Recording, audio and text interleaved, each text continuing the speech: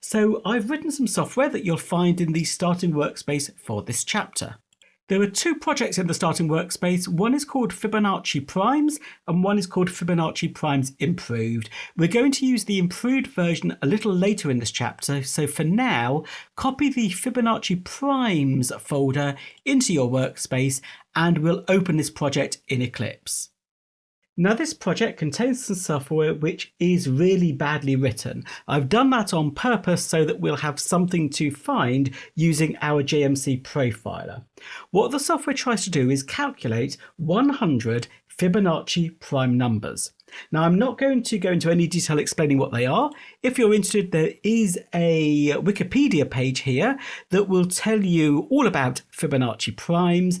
The application will never be able to calculate 100 of them.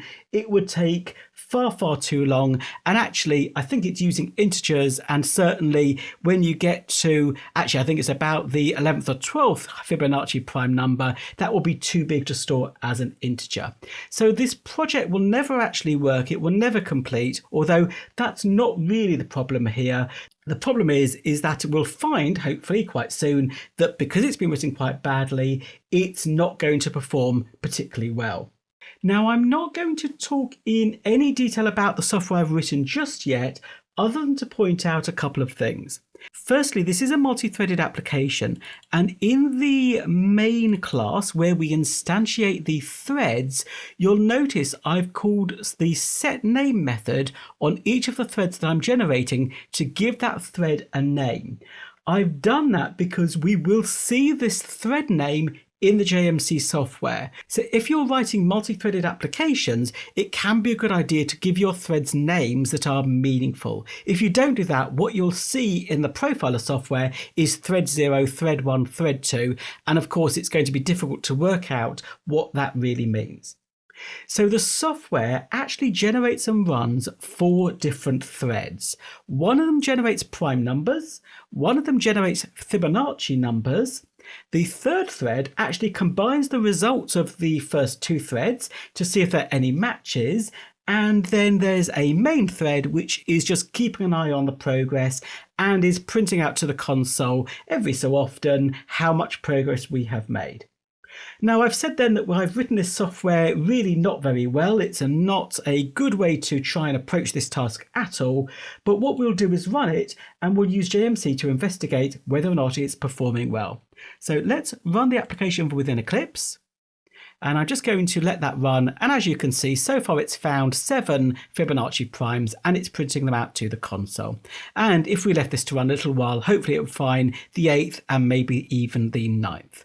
So let's go while that's running into JMC, and I'm going to close down the Eclipse window, and we'll see we've now got the main here, which is the application I've written. So let's double click that to open it, and we'll go into the MBean server. And we've got a few things then on the dashboard by default. The first thing you might notice is that the used Java heap memory is changing quite a bit. It's going up and down. And the grey line here is the maximum, which was 400. So it's getting quite close to the maximum and then going down again, which probably tells us that there's a lot of garbage collections taking place. We'll actually validate if that's the case in a moment or two. The second dial is telling me that this application is using roughly half of all of the CPU resources on my machine. And actually that might be telling us something of interest, because what I've written here is some software which should be doing some intensive calculations to try and find all of the numbers we are looking for. So I probably want this software to be using as much CPU as possible. So that's a hint that maybe there's an opportunity to optimize this software. The last dial here actually is quite interesting. This live set plus fragmentation tells us how much of the heap is free after a garbage collection. Now, there is no ideal value here, particularly when we're using the G1 garbage collector, which we are because this is running in Java 11. But if this value gets close to 100%, actually that tells us that there is probably a memory leak, because it means that after a garbage collection, almost all of the heap is still being used. We've got a very low number here, so there's no indication of any memory errors actually in this particular example. In a realistic scenario, you'd want to look at this particular dial after a few garbage collections have taken place. So you'd leave this running and maybe come back to it in a little while to see what the live set plus fragmentation value is, but certainly I've got nothing here to tell me that there is a problem.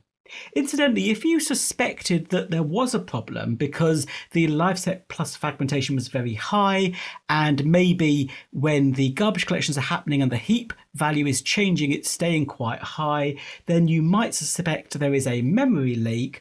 Well, you would need to use the tools that we've already seen to generate a heap dump, and then the memory analyzer tool to investigate what the cause of that memory leak might be. JMC doesn't give us anything that helpful for detecting the causes of memory leaks. It just shows the pressure within the various memory spaces. Okay, well, the actual graph I'm interested in is the CPU usage, and we've got under the processor section here the graphs that tell us how much of our total machine CPU is being used and how much of that is being used by our Java virtual machine. And as we can see, the Java virtual machine usage is around about 50%. So as I already hinted, that tells me our application isn't performing optimally. We're doing some intensive calculations here. I'd really like the CPU usage to be as high as possible. So let's have a look then at the Threads tab.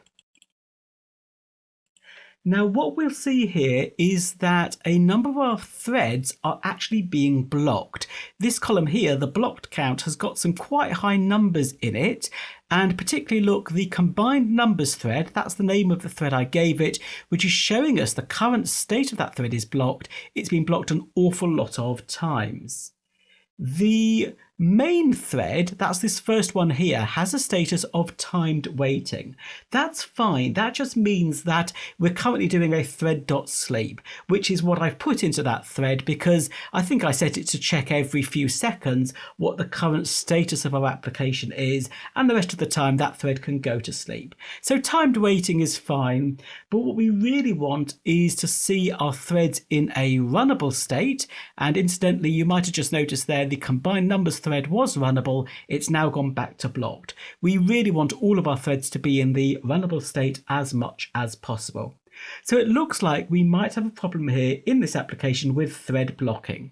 And in fact, that is the issue. I've overused the synchronization blocks in my code. I've synchronized methods or parts of methods that really don't need to be synchronized, and that is slowing down the performance of my application.